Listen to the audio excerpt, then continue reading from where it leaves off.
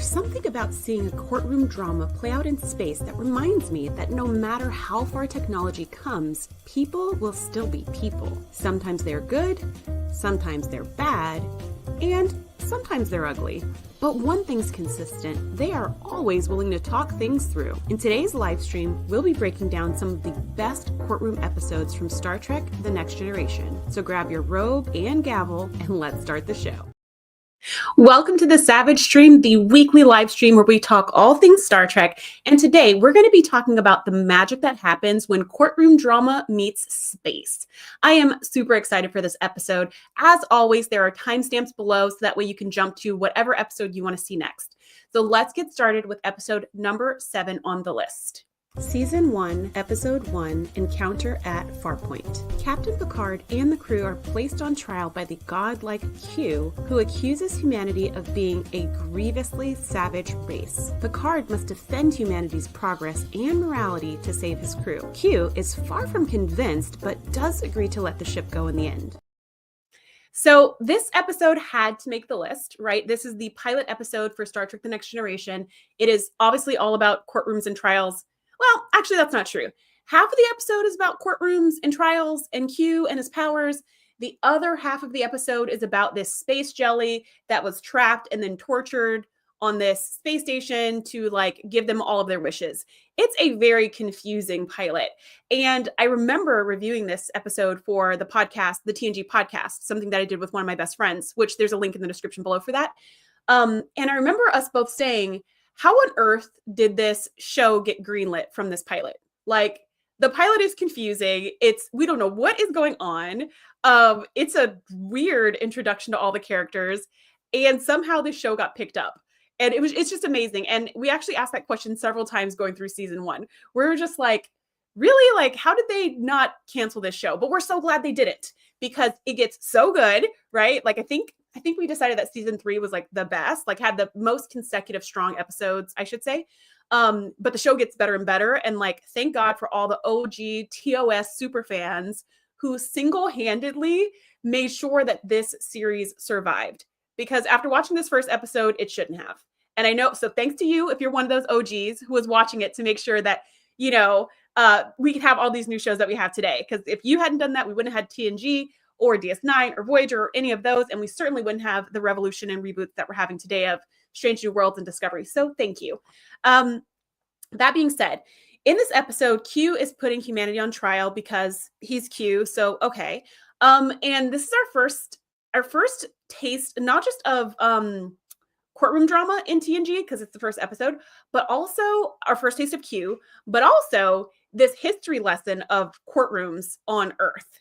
So this weird courtroom that Q is in, where everyone's dressed in all these crazy outfits, and there's a bunch of people in the gallery who are just cheering on whatever, it's some kind of gladiator event. I forget what Picard said, but he said something oh, this is the courtrooms of 20 something. And this is back when, maybe it's after World War III and the world's just falling apart or whatever. And it's really terrifying because it's so, what was the name of that movie with Kurt Russell, where was it Escape to LA or something? It's like that. It's just very apocalyptic and awful, or a little bit like Mad Max or something.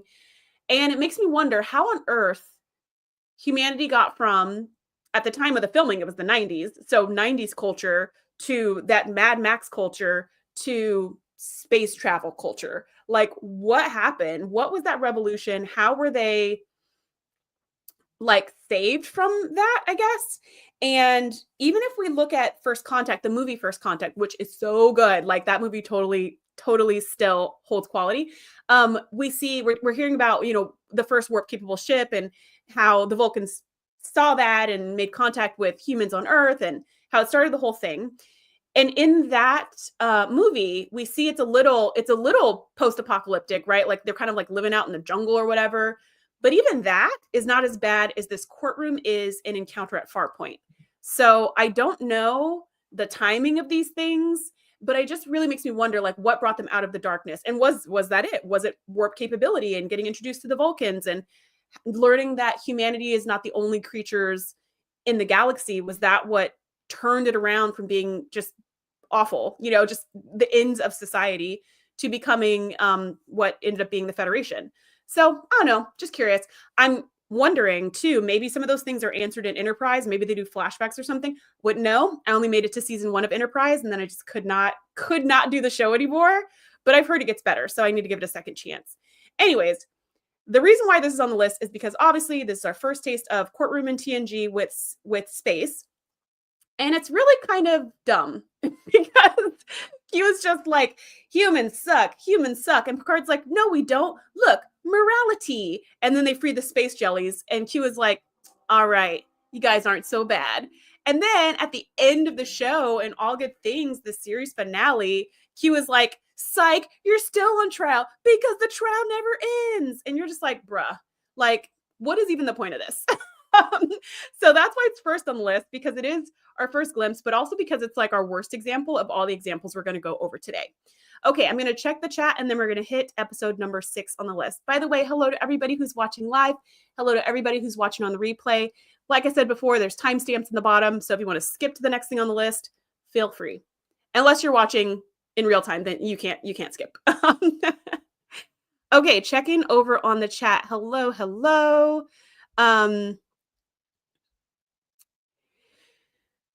I thought, oh yeah. So Carlos had this interesting idea about Picard becoming a Q in Picard, like in the show Picard. And I just thought that was such an interesting idea to like have Picard become a Q, because we don't really know how Qs become Qs. We have a couple episodes about, we have the one with the woman whose name I'm blanking on, who becomes a Q, but it turns out she was always a Q and her parents were Q, something like that. Her parents were Q, and because they left the continuum, a tornado came and got them or something like that.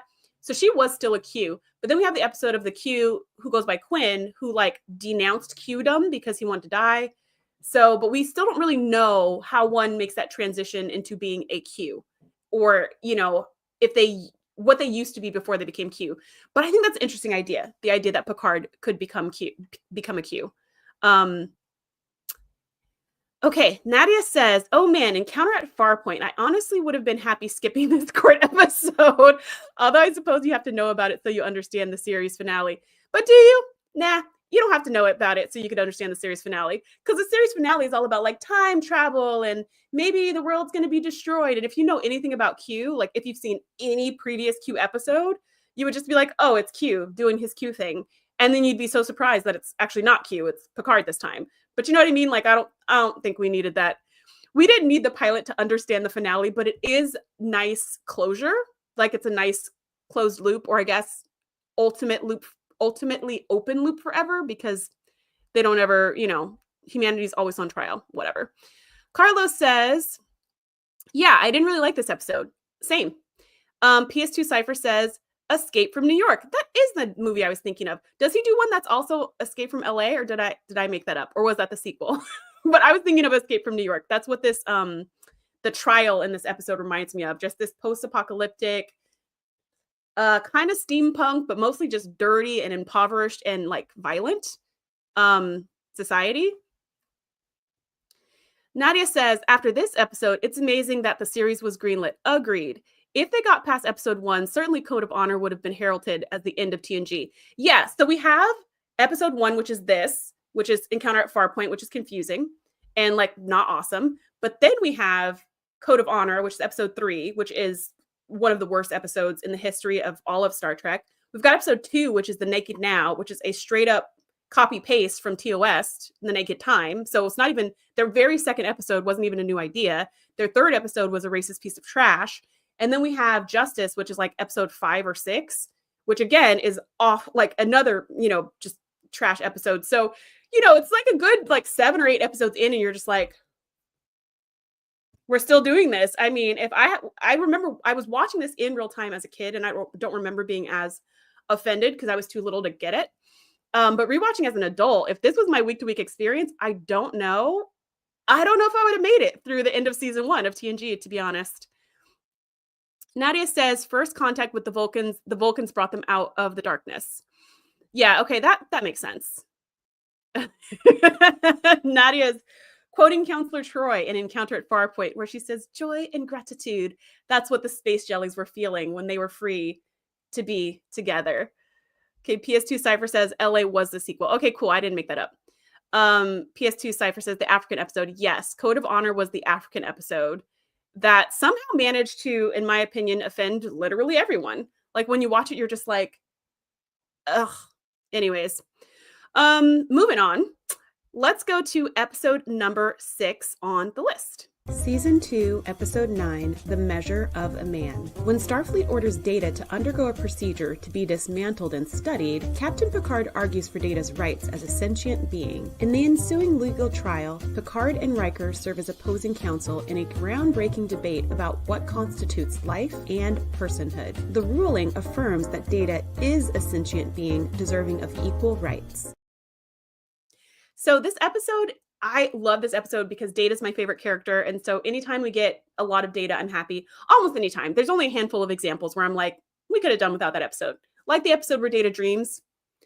I don't hate that episode, but like, I would miss it. There's a few episodes where I'm like, The episode where he meets his mom, I don't need that episode either. Like, I like that he meets his mom, but the episode itself is like not great. Anyways, this episode I love because it talks about Data's rights as an android.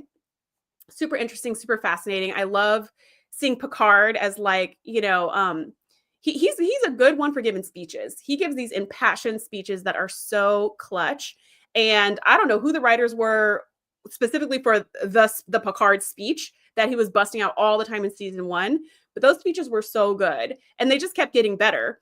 And I feel like it's really hard to do, right? To write these like thoughtful, almost like political speeches for this fictional character when you usually are writing dialogue like reverse the polarity or, the inertial dampeners are down. You're going from just like kind of space jargony stuff to like real things that matter further, that transcend just the story that's being told. Anyways, this had to absolutely make the list because it is all about whether or not Data is a person. Now, at the end of the episode, the arbiter, the judge, I want to say her name was Georgiou, just like the captain from Discovery, but it might be a little bit different from that. But anyways, she said, I can't say whether or not Data's a person, but I can say that Data's sentient or something like that. Because Picard asks, I think his name's Maddox, the like scientist who wants to dismantle Data. Picard says, can you prove that I'm sentient? And he's just like, of course you're sentient. Everybody knows that. And he's like, prove it. How? And so every single thing he said to describe Picard was like, that all describes Data. Like you can't separate the two. So she was just like, fine. The judge was like, fine, we can say that he's sentient and he deserves rights, but we can't say he's a person, which I don't even know how to feel about that. What does it mean to be a person? Because do you mean like a human? Because only a fraction of the people in the Federation are human, right? Or do you what do you mean by sentient? I mean, on this show, we have sentient sand, for crying out loud. We've got the crystalline entity, which is a giant killer snowflake. And you're going to be like, but Data doesn't count? Come on. And then we have this same idea that happens again in Voyager, because Star Trek is nothing if not consistent, right? They just take their best ideas and like rinse and repeat, and we get to see them again in a new light.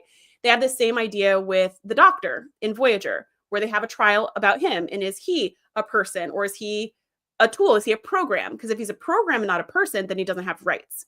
And again, that was judged. He again was not judged to be a person, but he was judged to be a creator, because in that episode, he had written this book, like a holo novel. And the, what do you call those people who, I want to say producer, it's not producer. The people who, his publisher, he told his publisher like, hey, I need to make some edits to the holo novel because I made my crew look really, really bad and they got mad about it. So I want to edit the characters a little bit in my holo novel before it gets distributed. And the publisher was like, no, I'm distributing it as is because I can do that. And you can't say anything. Plus also I'm keeping all the royalties, et cetera, et cetera. Even though it's like not even a financial system, but you know what I mean? Like he was just like, I'm keeping all rights to this. And the Doctor was like, that's messed up. And he was like, what are you going to do about it? You're a program. You're not even real. So that trial judged the Doctor to be a creator, judged him to be the owner of his creative intellectual property, even if he's not a person. Anyways, it just led the road for that. And then I think we have that again in Discovery with Zora, with the ship, which is like a sentient AI. So they just keep kind of like coming back to this idea from data of what other non-traditional life forms are sentient and do deserve rights, which I think is just such an interesting conversation, such an interesting question. So I love that they did that in the show. And I love that it's a springboard to be done again and again and again in different flavors and versions in future episodes, in future shows. Okay, I'm going to check the chat and then we're going to hit episode number 5 on the list. Nadia says, I actually enjoyed The Naked Now, and I'm not ashamed to say it. You know what? I like that episode too, but I don't know if I like the episode because I like the episode, or if I like the episode because of how much fun Andrea and I had reviewing that episode on the podcast. I think that's why I like it, because the two of us, we just laughed for hours talking about that episode. I mean, just every little scene just had us cracking up. So whenever I think back to the episode, I just get all these warm and fuzzies of just like laughter and like connection and friendship and all of that. So I don't know if the episode standalone, if I would like it. I really have no idea, but I do have lots of happy feelings towards it. Nadia agrees that Measure of a Man was so good. PS2 Cypher says the writer did an interview on Midnight's Edge if I want to listen to her. What's Midnight's Edge? Is that a podcast? Oh, okay. So Nadia says the judge's name was Philippa Louvois. And I think the captain of Discovery, her name is Philippa Georgiou. So that's where I got that from.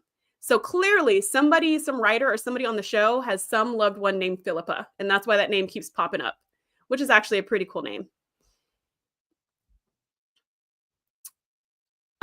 So PS2 Cypher's asking, how can I send you links? You can send links to info@thescifisavage.com. You can send me emails. Okay, let's go to episode number 5 on the list. Season 3, episode 14, A Matter of Perspective.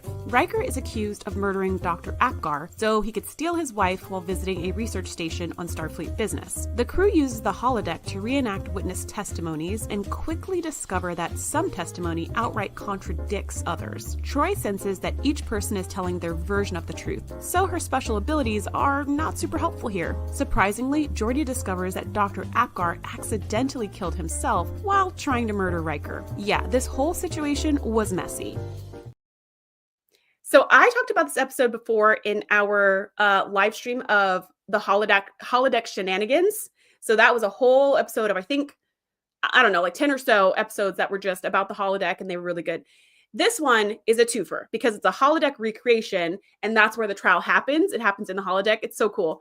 So this episode is just messy, right? It's just messy. It's just Riker and a married woman and her husband dies and who's the murderer, and it's all this stuff. But the reason why it's here is because it's another example of what courtrooms could look like. How interesting would this be? Okay. If in modern day courtrooms, or modernish, maybe 10 years down the road, if there could be actual like virtual reality holodeck level recreations based on, I don't know, like we've got cameras everywhere. So based on traffic footage and like ATM cameras or whatever, and we could real time replay what happened in a courtroom.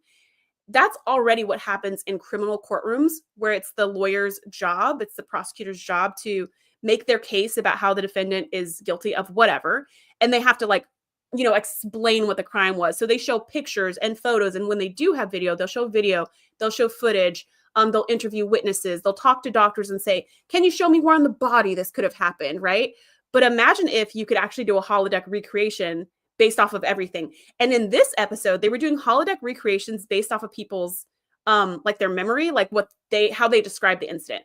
Like, oh, I remember Riker was flirting with me so hard, and they replayed it, which is, not the most accurate thing because our perceptions are not always accurate. However, it's the same thing with any witness testimony, any eyewitness testimony, or even you've probably seen with your friends, your family, your siblings, when you tell a story that happened in the past, everybody remembers it differently, even though you were all there, right? So witness testimony is always sus, regardless of if we use a holodeck or not.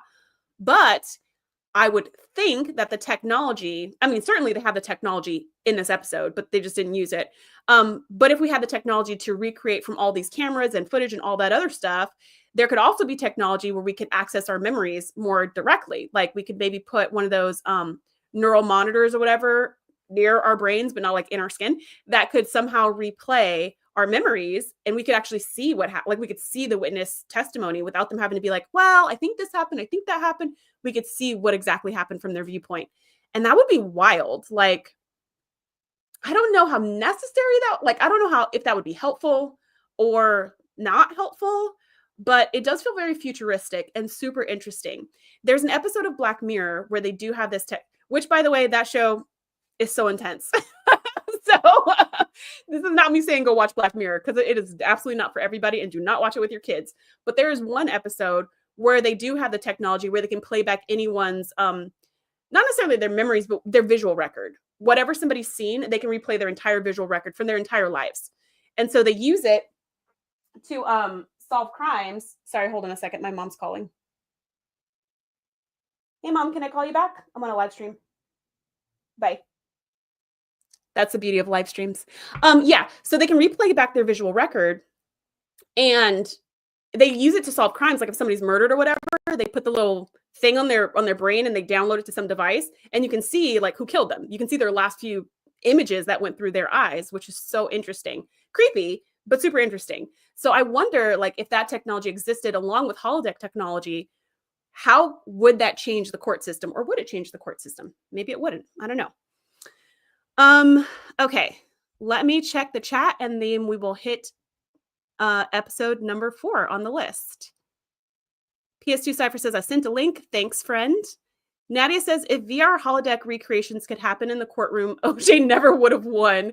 You know what? Because I wonder how many people would or would not have won, because a lot of times, well, okay, so I've served on many a jury, and I remember I was serving jury duty this one time, and it was like a 3.5 day case, and it was a civil trial, so it wasn't criminal. Nobody was going to go to jail or anything. It was like one company was suing another company for this like labor that had happened. Everything was already done. Everything was already fixed. Everything was already paid. The suing though was just about whose fault was it, and so who should ultimately, like, should they get paid back or reimbursed or whatever. That's all it was. So it was not like life or death. It wasn't a murder trial, anything crazy. But we had a 3-day trial where we're hearing witnesses and we're hearing testimony. We're getting all this evidence. And then at the end, the lawyers had their closing arguments. And I was kind of like, why do we need closing arguments? We've had 3 days worth of information. Like, why are they just telling us the same thing we've been hearing for days? What is the point of this? Like, this is what was going on in my mind, because I already have, I have all my notes. We have copies of all the documents. We've been doing this for days. And so the 2 lawyers make their closing arguments, and then we get sequestered to deliberate, to decide whose fault it is. So when we go to deliberate, I will never forget this. One of the guys in the jury, he was like, I really like that one lawyer's argument at the end. It just was like really convincing. So I'm just going to go with him. And I was like, wait a minute. So what have you been doing the last 3 days? So he basically didn't listen to anything on the previous 3 days. He didn't listen to any of the testimony, any of the witnesses. There was no critical thinking going on. He was just zoned out. And then he waited to hear the end closing arguments, and he just went with whichever lawyer was most persuasive, which is wild. It's like, if I was the lawyer, I would want to know that. Like, okay, well, some jurors make their decision based off of this alone. Whatever summary you give them, whatever you tell them, that's all they're going to decide on. They're not going to pay attention to everything that came before because they're bored or they don't care or whatever, for whatever reasons, or they forgot or who knows what. And so then I was like, oh, well, that's the point of closing arguments. That's also the point of the initial arguments. It's to pre-frame you. It's to say, hey, I'm going to prove this to you. So you don't really have to listen to the rest of the case, because I'm going to just prove this to you, okay? And whoever's more persuasive, some people are just going to go with like, okay, well, I just believed you from the beginning, so I just believed you to the end, which is wild to me. So anyways, all that to say is, if we had these holodeck recreations, would that affect things? Would maybe if we had the holodeck recreations, or if we had those like visual records from people, would that change the initial argument and the final argument, because people would be like, well, we saw what happened. That's what happened. Do you know what I mean? So interesting. Yeah. So PS2 Cypher says the name of that episode was Crocodile. Yeah. So if you want to watch that exact episode of Black Mirror, it's Crocodile. But be warned, it is awful. Like, it's interesting, but like, it's the kind of episode that just makes you want to cry at the end, which I absolutely cried at the end, and then like take a shower and then like never sleep. So, and that kind of describes the whole show. So,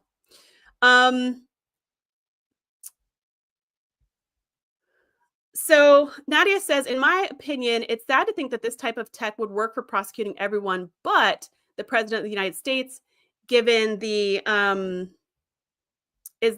what's SCOTUS secure? What's that one again? Decision from earlier this year, just saying, yeah. Well, the thing, like, probably with there's always going to be a workaround, even with technology. There's all is it Secretary of State? Which one's SCOTUS? Now I'm like stuck on this. I need to know what the SC is for. So tell me what that is because I forgot. Or I'm blanking at this exact second. The thing is, there's always going to be a workaround. There's always going to be a workaround, especially for people who are who have a lot of ingenuity. So people who have a lot of power or authority or money, or people who are good with tech, people who are hackers. There's always going to be a workaround. So if we were depending on holodeck technology to recreate some kind of scene or incident or whatever, there's absolutely the chance that somebody could hack into the system and reprogram it so that the recreation shows something totally different that didn't even happen. Like, that could happen. So it's kind of like, you know how every year people are like trying to like block scammers from doing all their scammy things? Well, every year scammers are evolving and mutating so that they can scam even harder. It's kind of like that. Like, no matter what new technology we have, there's going to be somebody to scam the technology, and then new technology, and then new scammers. And that's why I think humans are the problem. But humans are also the solution. But it's like, if you have people, you're going to have people problems for that reason, because there's always going to be somebody who can get around the system. Okay, SCOTUS stands for Supreme Court. Thank you, Supreme Court. Because I was like, which one is that? Yeah, the acronyms are just they're just not for me. PS2 Cypher says, think how stupid the average person is, then half of them are dumber than that. See, I disagree. I don't think the average person is actually stupid. I just think that because I don't think that people don't want to do critical thinking, or people don't have opinions. Like, I don't believe that at all. I think everyone has opinions, even if they don't share them publicly. I just think that in certain circumstances, people don't bring their best to bear, especially with something like jury duty. There's going to be people there who think, well, I'm not a lawyer. I don't know this stuff, so I'll just trust them. You know, like, this is not my zone of genius. It's not my area of expertise. So I'm just going to, whichever lawyer said the best thing, like, I'm just going to go with them. They probably know what they're talking about. So I don't think that's like stupidity. I think that's actually learned behavior, because a lot of our training of children is like, do what you're told, right? It's not so big on the critical thinking. It's more on, and this is coming from me as a teacher of many, many, many years. It's not so much coming from a critical thinking point. It's coming more from a like rote memorization point, which is the opposite. And so memorization is great, but it doesn't teach you how to actually take in information and disagree with that information.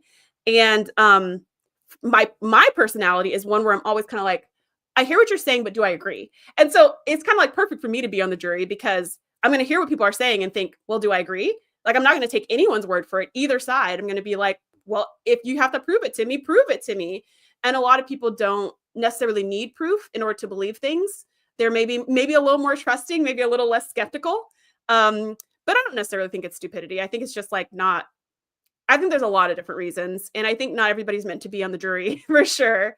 And, you know, it's so funny because a lot of the people that I talk, I'm going to just go on and on about jury duty, but a lot of people I talk to about jury duty, they'll be like, oh man, I've always wanted to do it. And I'm like, why are there so many people who've always wanted to do it and who've never done it? Because most people don't ever want to do it. So how is this working? Like, I feel like there should be also some kind of like voluntary system as well on top of people just being drafted, because there's a lot of people who are like, they really want to help and serve.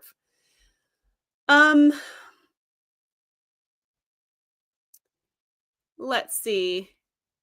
I want that lawyer. You're so funny.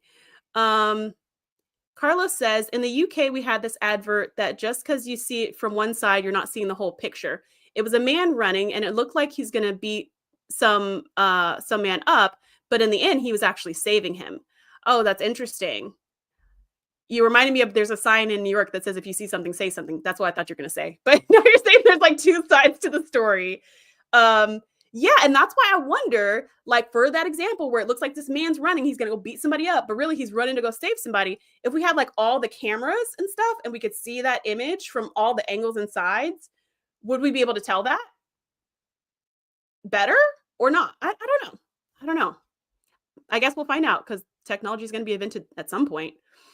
Nadia says the average person either doesn't want to engage in critical thinking or checking multiple sources. Instead, they just surround themselves with like-minded people so they can engage in confirmation bias. That I 100% agree with, because that's me. That's all of us. But like, that's the whole reason why I have a channel all about Star Trek, is because I want to hang out with people who love Star Trek as much as me and just want to sit around and talk about Star Trek. That is an echo chamber of my own design. Like, I have actively sought that out to create a space where we all talk about the same things that I'm already talking about in my head. So I 1000% agree with that that is what people want to do. It's a comfort zone thing. It makes you feel accepted, but it also keeps you thinking kind of small, right? Because you're not hearing new thoughts and new ideas purposefully. You're making sure your ideas are just reinforced. So I guess there's pros and cons to that particular behavior. Randall says jury duty would be more exciting if there was yelling like on TV.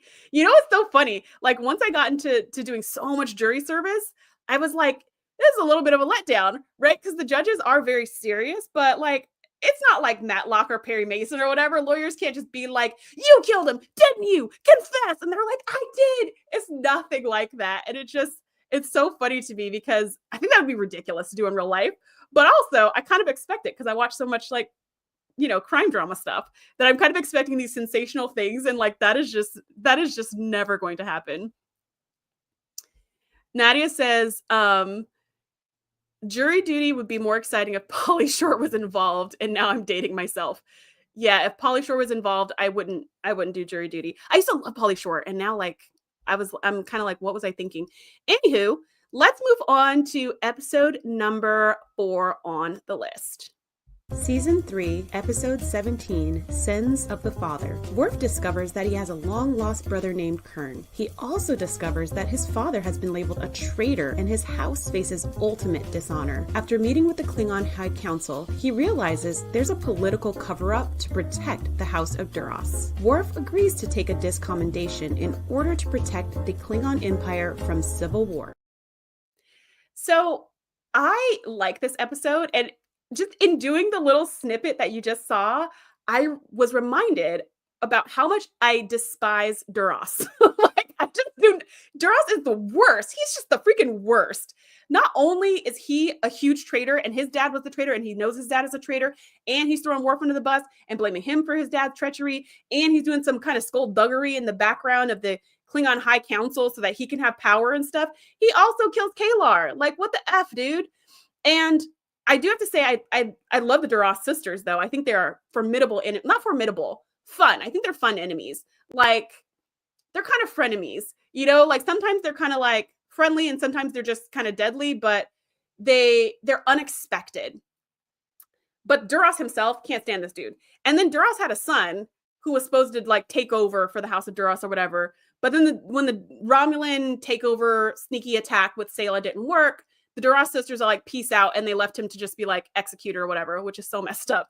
The Duras family is the worst. They're the worst. And in watching this episode, I was like, I forgot how much I hate them. Anyways, this episode definitely had to make it. And this was just one episode of many episodes of Worf going through trials and tribulations for what Duras's dad actually did. And it was all about what happened at Kittimer and some kind of collaboration with the Romulans or whatever. I think this is the only episode where there was actually like a trial. There was a tribunal. The council was all established, and they all decided, you know, Worf was actually supposed to be killed. He was like, fine, I'll die for the Empire and for my house and for peace or whatever. And then they were like, no, we have something worse than death, a DISC commendation. And I'm like, is that worse than death? I guess for Klingons it is, but I'm like, well, I mean, you live to fight another day. So that's why I'm not a Klingon. But they have DISC commendation. They all turn their backs on him, and they're like, you're not a Klingon anymore, or you don't exist anymore, or whatever. And then he walks out. And so this is the only time when we see like a tribunal style. We do see the High Council several more times, but it's not like this. And then, you know, he gets redeemed at some point, and all is well, and Kern something. It's not, and that the guy, what's the name? Kempek, the guy who was like in charge of the council in this episode, ends up getting poisoned by Duras, I'm pretty sure. and like dies, and then there's like this big upheaval and all of that. But it's really interesting because we get to see so many more layers of the Klingon Empire, which I really love. Like, I really enjoy the Klingon episodes where we get to see more about their culture and how they interact and stuff like that, because we really only see Worf, and Worf is very into being Klingon. So he's all about his cultural identity. So we get little glimpses from him, but it's nice to see it in context and to see how the other people interact and how they interact with one another. It's super interesting. So every time they do some deep dive into like Kittimer or Worf's past or whatever, I am here for it. I think those episodes are really, really good. Okay, I'm going to check the chat and then we will go to episode 3 on the list. So right now we're counting down the best courtroom dramas in space in The Next Generation. So Nadia says, having an echo chamber for entertainment is one thing. Confirmation bias when it comes to news, economics, public policy is dangerous. We need more compromise in government and in society. I agree with you. And if you think about how people work, people don't, this kind of goes back to critical thinking. If we're making an echo chamber, if that's the habit, is making echo chambers, then that's the habit in everything. It's not like I only make an echo chamber for shows I like, but I'm open to other ideas in, all other areas. Probably not. Like, I'm probably like how you handle one thing's how you handle everything. It probably spills over into other areas of life. And so I will agree with you that we need to actively try to be open-minded in these other areas of life, because that's not going to be a natural thing. I don't think so. I don't think that's going to be a natural, I just want to hear everybody's thoughts. Like, we have to actively be like, hey, in this area or these several areas, I have to listen to other ideas, because no one person has the right answer. So yeah, I agree with you. We do need more compromise in government and in society, for sure, for sure. So about this episode, PS2 Cypher says it was not a happy ending, and also says the Duras sisters are fun foils. Thank you. You said it perfectly for me. They are fun foils. That says it perfectly, because they're not really. I mean, they're kind of villains. Like, they're not the good guys, but they're not like the Borg. They're not like. You know what I mean? Like, they're kind of a thorn in their side, and they just kind of go off and do their own thing. Yeah, they're just really fun foils. Carla says Klingon courts are the best. No chance of winning. No chance of winning. Oh, PS2 Cypher says Worf's grandpa was a lawyer. Is that true? What episode was that? Klingons don't usually have grandpas because they die gloriously in battle before they become grandpas. Nadia says, oh, I love these Klingon episodes about the House of Moog, the discommendation, the eventual civil war, etc. What Patrick Henry meant to say in the 1770s was, give me Klingons or give me death. Yes, he meant to say today is a good day to die. And then Nadia agrees with PS2 Cypher that the Duras sisters are just fun foils. And she says the Cardassians are even better for not being able to win. The verdict is always guilty. The trial is just for show. I know, right? Like, the Cardassians, do they even have what would even be the point of the court? Like, they're just, what would even be the point? You're automatically guilty and you will be executed. So that's just wasting the court's time to even talk about it. Princess says, Princess Formidable says, for me, a dramatic episode is Frame of Mind. Yes, Frame of Mind is super dramatic. We are going over we're going over the best courtroom drama episodes. But yeah, Frame of Mind is so intense. I talked about that one in the episode. Oh gosh, where did I talk about that one? I think I talked about that one at some point. So if I remember what episode that was in, I will link it in the description. But yeah, that episode is like, it just like twists your mind around. And that one, I feel like it didn't have any trials or courtrooms or anything, but it did have a lot of blaming and not sure who's right and who's wrong and who's at fault. That was a good one. Randall says, Moog always sounded like an odd name to me. So I actually met the actor who plays Worf on Clubhouse, which is a social media app that's audio only. And he was there promoting a new movie he was in.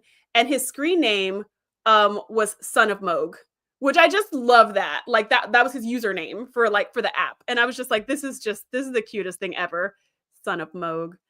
PS2 Cypher says in Star Trek VI, The Undiscovered Country, Worf has a grandpa and his grandpa's a lawyer. Wow, that is like some deep dive Trek lore. I love that you pulled that out. And Nadia actually remembers that. I love that.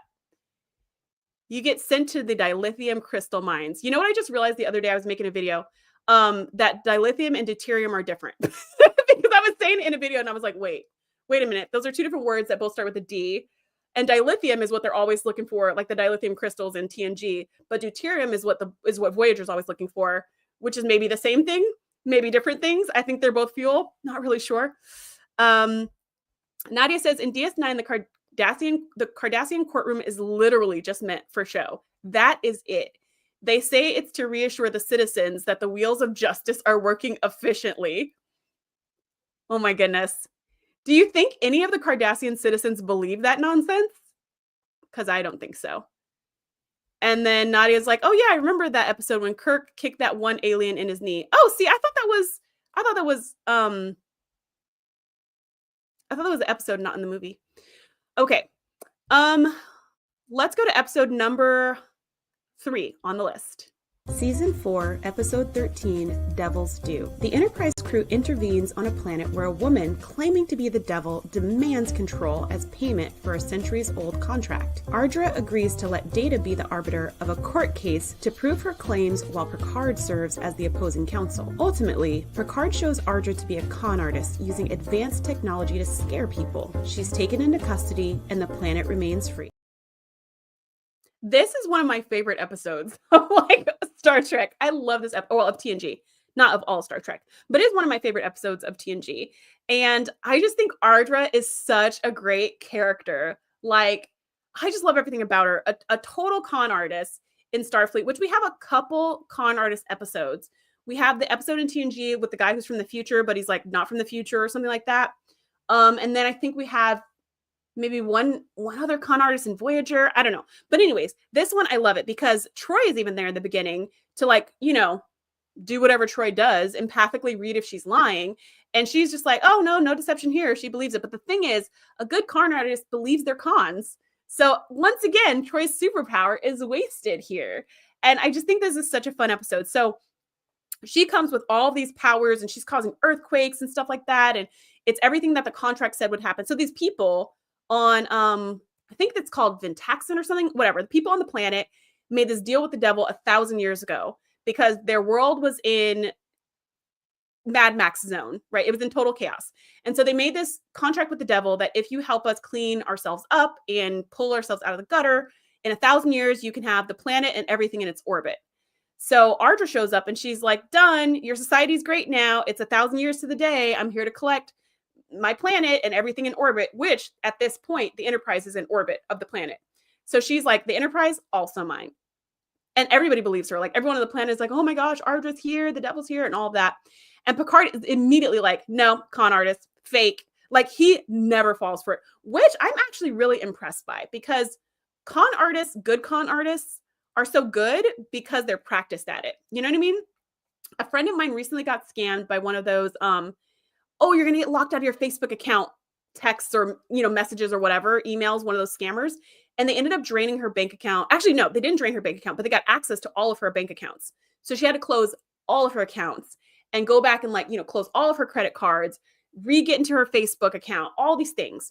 And she was like, man, I feel so stupid that I fell for a scam. But no, the reason you fell for it is because these people are really good. Like they are professionals. And she was on the phone with them because she was like, oh, what's going on with my account? And they're like, oh, this and all that. And whatever they're saying is she totally bought it. And then afterwards, like after she got off the call, she was like, wait a minute. And then she was able to close everything. But I don't think that's on her for getting scammed because she wasn't smart enough. I think that's because the scammers are just that good. Not all of them. Some of them are crap. But some of these scammers this is their full-time job. They spend all day, every day training on how to scam people. That's Ardra. She spends all day, every day scamming people. And at the end, when Picard ends up realizing she's using technology, the Enterprise commandeers their ship. They give Picard her technology, and he starts using it like, oh, I can make earthquakes now, and I can make people disappear, and I can do X, Y, Z to prove she's a con artist. Then they come to find out that Ardra is known all over the quadrant as, she's wanted in all these different planets for this crazy stuff that she pulls. No wonder, of course, because she's good at it. So she's just going to keep conning. Like at no point is she going to go straight and stop conning because she's so good at it. Anyways, this episode's great. Like, if you haven't seen this recently, it's definitely worth a watch. Like, I love the kind of cat and mouse game and how Picard picks apart what she's doing, because at no point does he fall for it. He's like, nope, she's lying, she's lying, she's lying. I don't care any magic she shows. At one point, she comes to his quarters to seduce him, and he's like, I don't want you. And she's like, oh, do you want a more demure woman or whatever? And he's just like, I don't want anything to do with you. So she's like, fine. So she beams him to the planet surface in his pajamas.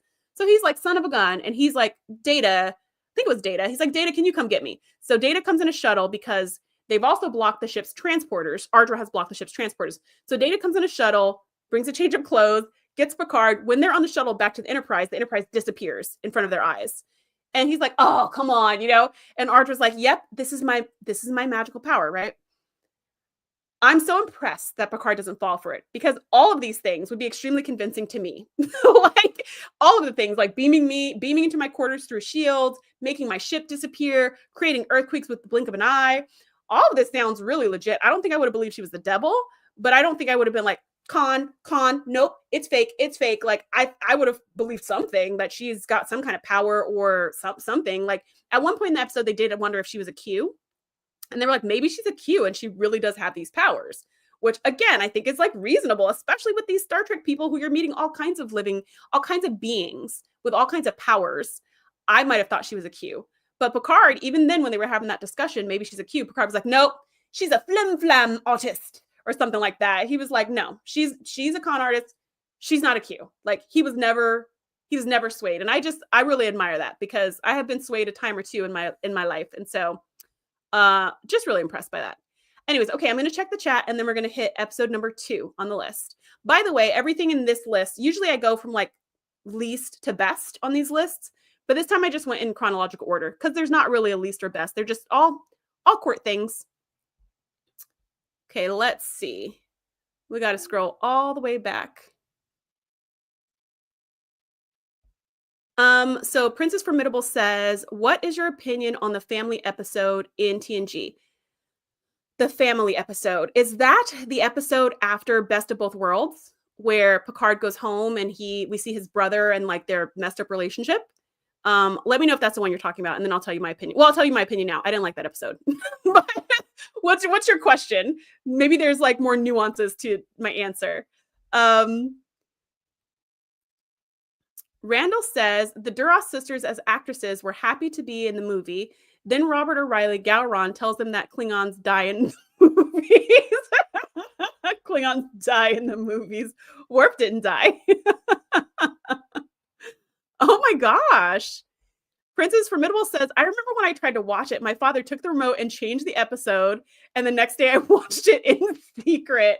Man, you are a trooper that you had to secretly sneak in some Star Trek in your day. See, I was watching Star Trek with my parents. They're the ones who got me into it. And Nadia says, yes, Ardra, fantastic villain. Such a fun episode. OMG, I may have to watch that tomorrow. Oh, yeah. That's funny.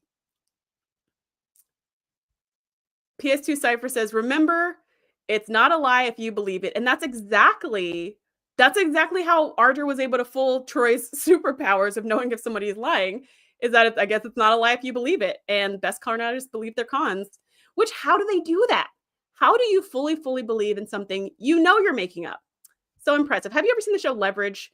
I love that show. And one of the characters on that show is like the con artist. And it's the same thing. There's this one episode where she's like caught in her lie.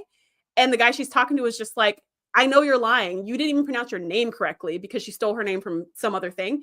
And she was just like, my parents named me that. And like, she was just so smooth. She just was so smooth. She just rolled from one line to the next. And he was like, it's like, you almost believe this stuff. And it's like, yeah, that's why she's so good. So let's see. Nadia says, my parents probably should have stolen the remote from me. That's pretty funny. See, Carla says, I don't even answer my house phone because of scammers. It's only them who ring. Seriously? Oh my goodness. Yeah. Nadia's like, yes, 100% same with my cell phone. It's so annoying. Yeah. I have so many call blockers on because of scammers, and the scammers are so good. And I tell my grandmother, if anybody calls and they say that they're from Amazon or Apple or anything, just hang up in their faces, which you know, my grandmother's like elderly, so hanging up in someone's face is pretty rude. And it's not that I want her to be rude, but I don't want her to be scammed. And it's so easy for her to be like, oh, you know what? This is a crazy thing, because we're talking about scammers who need some more courtroom justice. This is a crazy thing, which I don't know if this is a common thing, but this has happened to my grandmother several times. Some guy will call, it's a different guy every time. Some guy will call and they'll be like, grandmother, I need your help. And she'll be like, who is this? And then they'll be like, grandmother, you don't recognize me? You don't recognize my voice, grandmother? And then she'll be like, so-and-so, like she'll say one of her grandkids' names. And they'll be like, yeah, grandmother, it's me. Like, oh, it's like she told me the first time she told me that, I was like, grandmother, which she, by the way, has like 32 grandkids or something. I was like, if one of your grandkids calls you for something, you know, and I'm one of the grandkids, there are so many layers that they need to go to first before they bother coming to you. These people have parents. They have aunts and uncles. There's no reason they should be running to you first. So if you ever get a call from anybody saying they're your grandson and they need help, tell them to talk to their mom. Tell them to talk to their dad. Tell them to talk to their brothers and sisters. Because first of all, it's a scam. But second of all, if it's not a scam, you need to be their last resort, because we have too many people in this family to be going to the matriarch to ask for something, right? But like multiple times it's happened where people call and they're just like, grandma, it's me. And one time somebody called and they were like, grandma, it's me. You don't know who, you don't recognize me. This is John. We don't have anybody in our family named John, but John is such a common name that like, that's a pretty good guess for a scammer. Most likely some grandma out there is going to have a bunch of grandkids named John. It's terrible. It's terrible. Anyways, okay, that was very much a tangent. Oh, wait, okay. So Best of Trek, Worst of Trek says, for a recycled Star Trek Phase 2 script, Devil's Due is a lot of fun. I think Devil's Due is a lot of fun, period. Even regardless of recycled Star Trek Phase 2. Like, I just think it's a great episode. It's fun. It's interesting. I would love to see, you know how we were just talking about rinsing and repeating Star Trek episodes, how we're constantly seeing like, you know, some of the same themes over and over, or like the same episode copy and paste it again. This is kind of a fun one. I think we could do with, you know, a few more con artist episodes. Can't get too heavy because then it's going to get repetitive.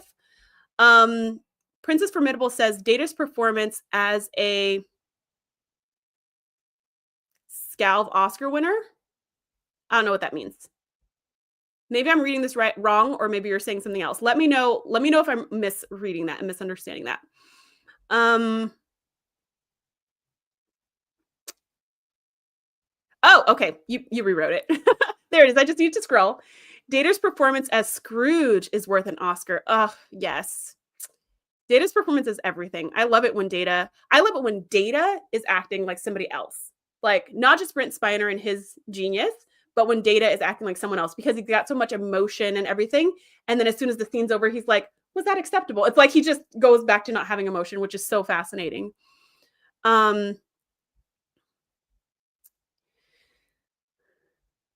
Oh, Best of Trek, Worst of Trek says, just watched a version of The Christmas Carol with Patrick Stewart today. Yes, I remember that one.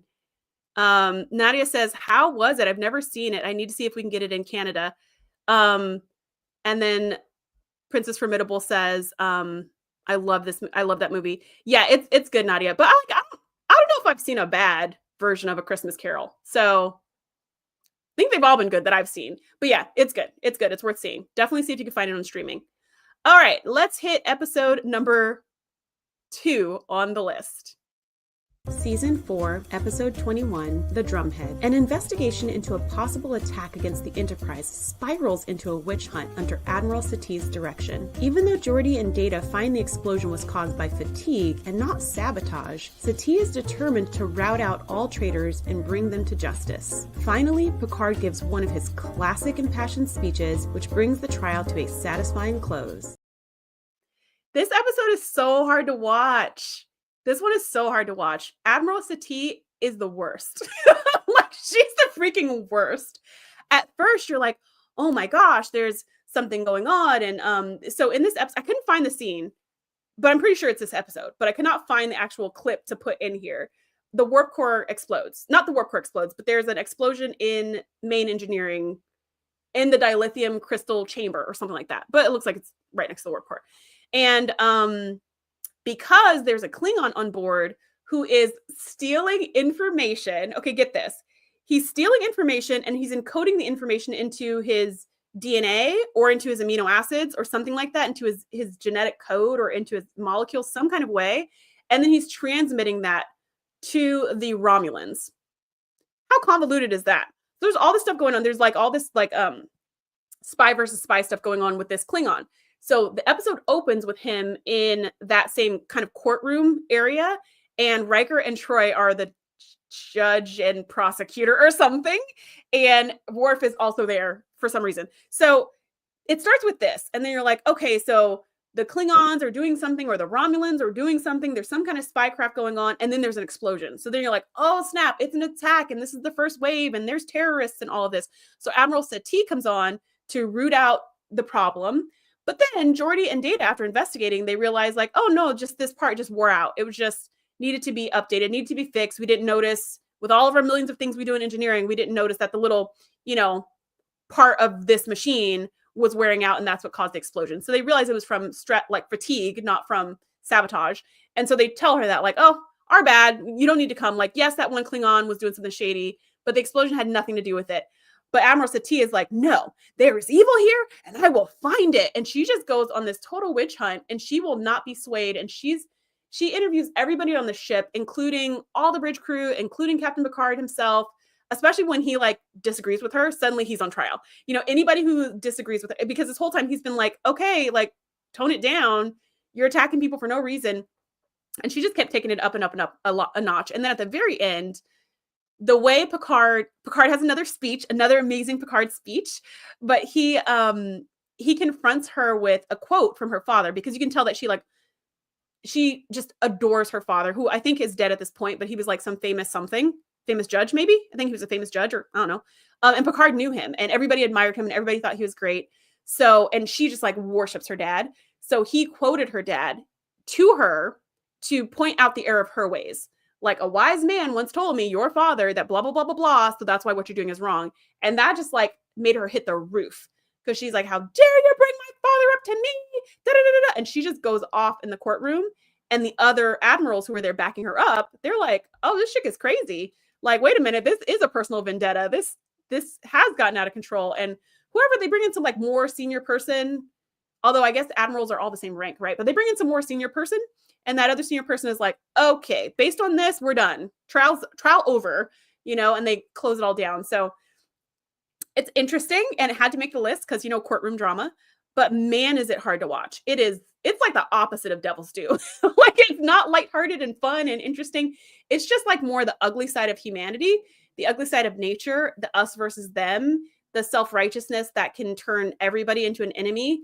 There's one guy in the episode who's part Romulan, but he tells everybody he's part Vulcan because he knows the Romulans are bad guys. And so, of course, Admiral Sati figures that out and is like, you're a traitor. You're working with the Klingons, And he's just like, no, I just didn't want people to know because I didn't want them to do that, like what you're doing. And just like, yeah. Anyways, would not recommend that episode. It's such a bummer. It's a good episode. It's good for discussion. So if you're going to watch it with your Trekkie friends and talk about like how that makes you think of things differently, how it makes you see the world differently, I would recommend it. But if you're looking for something to just enjoy, that's not it. Okay, so I'm going to hit the chats, and then we're going to do the top episode on the list. Best of Trek, Worst of Trek says, witch hunts never truly go out of style, right? Like, even without witches, like, there's still witch hunts everywhere, and it's really sad, But again, it's like, if you have people problems, and witch hunts are one of them, because in theory, like at the beginning of this, there were problems. There were saboteurs on board that we needed to find. But when Geordi and Data were like, actually, there was no saboteur. It just was a malfunction of the device. That's the time to like change your thinking. Be like, oh, okay. Whew, great. Okay, we don't need to go. There's nobody else to find. But Admiral Sati was like, but there's somebody's going to pay for this. Pay for what? What are you even talking about? Also, I think we can all agree that Starfleet security is dismal regardless. So I think it would have been a better use of their time to do some retraining on just regular procedures. Like, don't let the captain go on an away mission to a dangerous planet where everything's shooting at you. Stuff like that. I think that would be more beneficial than spending her time looking for saboteurs. But neither here nor there. Randall says the Starfleet Badmirals. which I know Best of Trek, Worst of Trek has a whole episode on his channel, on his YouTube channel about the Badmirals. So if I find that, or maybe you could send it to me, Dustin. If you send it to me, I'll link it in my description so people can go check out why the admirals are just the worst in Star Trek. Nadia says, right? This is a great episode, though it's intense. Yes, I completely agree. Oh, Princess Formidable says, I get angry that where I live in Brazil, they don't talk about Star. That made me so sad. Just that first sentence, they don't talk about Star Trek much. And nobody likes it at my school. What school are you going to? Maybe don't. Oh, like, I don't even know. I can't even fix this problem, but I just want to fix it for you. Like, I just want to surround you with more Trekkies so you can just sit and talk about Star Trek. I love your lives. Oh, thank you. I feel like I'm talking to my people who speak my Klingon language. Do you speak Klingon? Somebody posted on one of my videos that Duolingo, that app that teaches you languages, actually has Klingon on it. She was like, oh, I'm learning like Spanish or whatever on Duolingo. And she was like, and I saw they have Klingon. I was like, you gotta be kidding me. So I have not confirmed that, but I believe her. And I just think that is hilarious. Yes, Nadia's quoting, I've brought down bigger men than you, Picard. That's exactly what she said. She was nuts. That lady was just doing the most. Oh, look, Nadia's been to Brazil so many times. I am jealous of the two of you. The only downside of Brazil is they don't talk about Star Trek that much. But other than that, I don't know. I have a lot of friends who've gone and it just looks so beautiful. So beautiful. It's definitely on my bucket list. BS2 Cypher says, kapla. Okay, with that, let's hit episode number 1 on the list. Season 5, Episode 19, The First Duty. The Enterprise returns to Starfleet Academy to find that Wesley Crusher and his friends are facing an inquiry after a flight training accident results in the death of a teammate. Nick Locarno pressures the group to cover up the truth, but Picard encourages Wesley to be honest, no matter the cost. Wesley confesses in open court, and Locarno takes full responsibility, changing the trajectory of all of their lives forever. This episode I really appreciate because at this point we hadn't seen Wesley for quite some time, and we know that he went off to Starfleet Academy to go do his thing. And so I love that we get a glimpse of him at the Academy, and of course he's in trouble. And it's like, not of course, because Wesley's never in trouble like this, but that would give us a reason to go to Starfleet Academy other than let's just go celebrate more genius things that Wesley's doing. It's like Wesley's in trouble of all people, and the trouble he's in is that one of his friends died and he's in an inquiry about it. That's like a really big deal. I really enjoy some of the, like, I guess kind of the peer pressuring moments in this episode between Nick Locarno and group et al. Like when they're all around talking, because it's mostly him and Wesley going back and forth. The other ones are kind of like, we'll do whatever you say, Nick. But Wesley's like, wait a minute. This is like, we need to tell the truth. We agreed to tell the truth. And Nick is like, we did tell the truth. I totally told the truth. And he's like, no, you lied about everything. And he's like, no, I mean, how do you know it was a lie? Right? And so it's kind of like, I don't know. Just, I think Nick Locarno was such a great character. And when that actor, Robert Duncan McNeil, got hired to play Tom Paris in Voyager, the idea was like, because he got expelled from the Academy for this incident. And so the idea was that he goes off to be a rebel or something like that. And then Janeway finds him, and he's the perfect person because he used to join, he used to be a part of the Maquis, and he's the perfect person to be a spy because of course he would be a Maquis because he's disaffected and disillusioned with Starfleet and all of that. And it just makes sense. But there was some kind of issue with the exact character of Nick Locarno. So they had to make another name and make another character. And so when he came to play Tom Paris, he actually brought that same Nick Locarno energy. So if you watch season 1 of Voyager, you feel like you're watching Nick Locarno because the actor was like channeling that. He thought that's what they wanted for him to play. And he kind of grew into a different expression of that character over time. Anyways, neither here nor there. Just a little fun fact. I've been catching up on Lower Decks, which is at the time of this recording in its last season. And in season 4, they do bring back Nick Locarno, which I literally stood up and cheered. I was so happy to get a Where Are They Now? Because you just don't get that. And I feel like that's what Lower Decks is all about. It's all about, here they are. You want to know where they are now? Here they are. They're on Starbase 80, or they're here, or they're like, they tell you where they are. And it just, like, for my little nerd heart, it just makes me so happy. So when I heard the name Nick Locarno, I stood up. I was like, yes, I get to know what happened to Nick Locarno. Anyways, this episode's really good.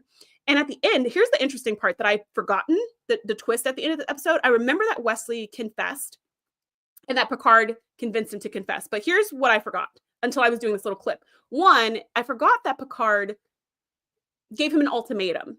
He said, you confess or I will tell everybody what happened. So I forgot that. And then two, I forgot that because they were all stuck to their story, the council, tribunal, whatever, all the judges, they were going to dismiss the case. They were like, all right, you guys told us what happened. It was just an accident. Josh died sadly in this tragic accident. It's a tragedy, but like, that's it. And you guys are free to go. Like there's no penalty or punishment. It just was a tragic accident. So they actually were home free before Wesley confessed. However, Picard had already figured out the game. So had Wesley not confessed, Picard would have come forward and it would have been worse for all. They probably all would have gotten expelled because now they're all liars. But Wesley told the truth. And then Nick took all the blame. He was like, it was me. I pressured the others. I told them to say this. I told them to say that. So at least, like, I feel like that's like a redeeming quality, right? Because Nick could have just took everybody down with him. He could have thrown them under the bus. But it just goes to show he wasn't a bad guy.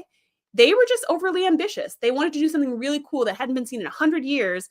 And their friend died. And it was really sad. And it was a tragedy. But lying about it didn't help the situation. They thought they could escape. But imagine if they got away with that. I feel like that would plant a seed in their character for the future, that anytime you do something wrong, you got to hide it and just hope that none of your skeletons get uncovered, which is just a dangerous way to live. Because at some point they're all going to come out. And now what? And you're going to start to feel like you yourself, you're a liar, you're a fake, because you have all these secrets. So I think it's good that they came clean now, because I don't know what kind of officers any of these people would have been if they kept this secret moving forward. Like, I don't see them going on a very good path. Okay, I'm going to check the chat and then we're done for the day. I actually have a Star Trek gift guide that I created on my storefront. There's a link in the description. And so I put together like a little clip of some of the items in the gift guide for you. So I'm going to play that at the very end for anybody who wants to see that. Okay, let's go back up in the chat. Carlos calls Nick Locarno the not Tom Paris. Exactly. Oh gosh. Princess says, I advise no one to go to Rio de Janeiro unless you want to be robbed. Good to know. Good to know. Princess says, I love this episode. Yeah, it's a good episode, but man, it's kind of, I don't know if sad's the right word, melancholy. It's kind of a melancholy episode. Nadia says, the first duty of every Starfleet officer is to the truth, or their crewmate safety, or to the exploration of strange new worlds, or to the defense of the Federation. Yeah, or to the Prime Directive, or to the Temporal Prime Directive. But the point is, there's a first duty in there somewhere, and hiding stuff and covering up stuff is not any of those first duties. That's for sure.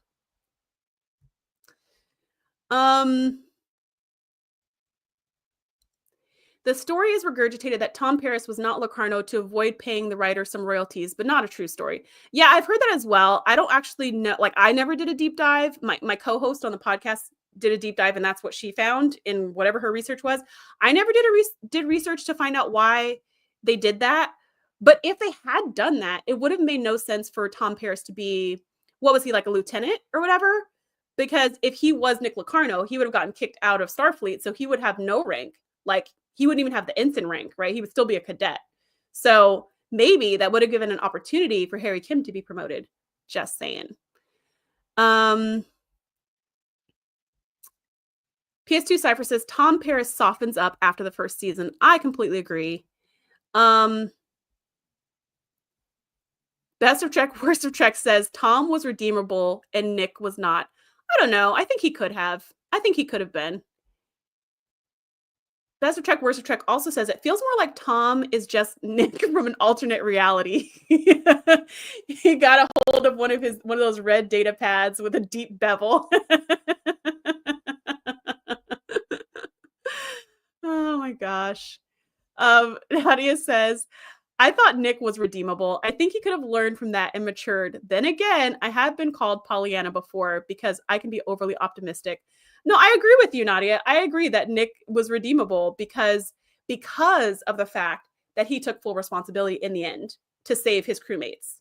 That's why I think he was redeemable.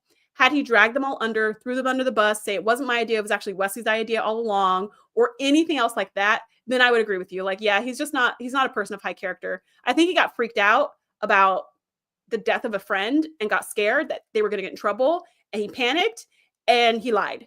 And I think everyone who's ever had a 5-year-old around them knows all of those chain of events, right? And if you're listening to me right now, you've probably been a 5-year-old and have been through those same thoughts of mine, right? Of like, oh shoot, I did something wrong. Oh no, I hope I don't get in trouble. Well, let me try to cover it up, right? Like that's the natural knee jerk. But it's that next step where you go like, okay, I have to like come clean. And that's the hard part. And I think he would not have if Wesley didn't force his hand. But the redeemable quality is the fact that he took full responsibility in the end. That's what I think. And then Nadia says, look at how Insincito was redeemed in a later episode, which was so sad. Yeah, that episode is called Lower Decks. It's where the cartoon gets its name from. A really good episode. And Lower Decks, the cartoon, the animated show, also references Insincito because it's in that same like time frame of TNG. It's like a few years after TNG. So yeah, it's a really sad story. But yeah, we do see that Insincito was redeemed. Whoever that, there was one other person in their crew, we never see that person again. But I'm glad that they at least brought like some stuff to the forefront. Will there be any episodes of Strange New Worlds on your list? There will not be for today because today is all about the next generation. However, and also I haven't seen Strange New Worlds. I've only seen 2 episodes. Have I seen 2 episodes or have I only seen 1 episode? I saw 2 episodes. Yeah, I saw 1 episode where there were zombies. I forget why. For a podcast. I forget why there was a zombie, but it was for a podcast. And then I saw the episode where the Lower Decks people become real life, where Mariner and Boimler become like, live action, because I want to see how they did that. And I thought that was really cool. But I need to go and rewatch it. And Princess Formidable, thank you for reminding me, because Strange New Worlds at the time of this filming only has 2 seasons.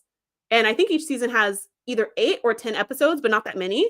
So that's definitely something on my list to watch in the upcoming weeks, kind of currently it's the holiday season, but in the next couple weeks is definitely on my list to watch Strange New Worlds. I am nervous about jumping into the original series, which I've only seen 1 episode of that, just because there's like 50 million episodes. So I think that's going to have to be pared down. But yeah, Strange New Worlds is not going to be on my list today, but it definitely will be on my list in future. So Best of Trek, Worst of Trek is correct that in Lower Decks, when Nick Locarno's character comes back up, at that point, he's not redeemable. But also the arguments made in that episode that he has become embittered over the years after he got expelled. So I would say that's more of like a change over time situation in my mind. And Nadia, if you haven't seen Lower Decks season 4, the last 2 episodes, maybe last 1 or 2 episodes, that's where that's coming from. So if you haven't seen that yet, then you wouldn't know like that part. But yeah.